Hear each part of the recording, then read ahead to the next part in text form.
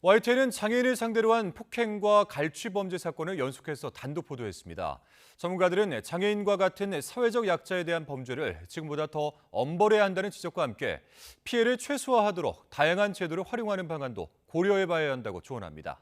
양동훈 기자입니다. 장애인에 대한 경제적 착취는 하루 이틀 문제가 아닙니다. 지난 2022년 한 해 동안 전국 장애인 권익옹호기관에 접수된 장애인 학대 사례 중 경제적 착취는 17.4%, 273건에 달합니다. 경제적 착취는 다른 유형의 학대보다 은밀하게 이뤄지고 지속기간도 긴 경우가 많아서 드러나지 않은 피해 사례가 훨씬 더 많을 거로 추정됩니다. 피해라는 걸 인지하지 못하는 경우들이 많으시다 보니까 그게 어느 정도 진행이 되고 가족분들이나 지인들이 인지하기 전까지 그 피해가 반복적으로 이제 발생하는 경우가 있습니다. 비슷한 범죄가 끊이지 않는 이유로는 우선 처벌 수위가 약하다는 점이 꼽힙니다. 지난 2017년에서 2019년까지 장애인 경제적 착취 사건 판결들을 보면 실형을 선고받은 경우는 40% 정도에 불과하고 이마저도 평균 형량이 15개월 수준입니다.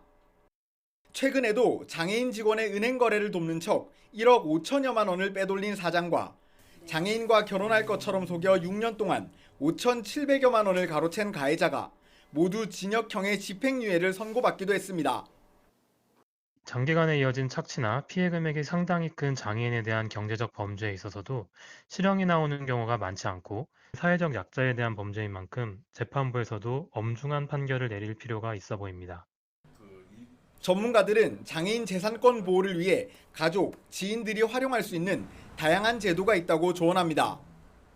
장애인의 성년 후견인으로 선임된다면 예금과 보험 관리, 자산 매각 등을 대리하게 되고 후견인 동의 없는 경제활동을 취소할 수 있어 피해를 최소화할 수 있습니다. 국민연금과 한국자폐인 사랑협회가 운영하는 발달장애인 재산관리 지원 서비스 시범사업을 이용하는 것도 경제적 착취를 막을 수 있는 방법입니다. 다만 전문가들은 착취 피해를 막는다는 이유로 보호제도에만 의존하게 되면 장애인들의 자립 가능성을 낮출 수 있다며 적절한 교육과 경제활동 경험도 함께 이뤄져야 한다고 강조했습니다. YTN 양동훈입니다.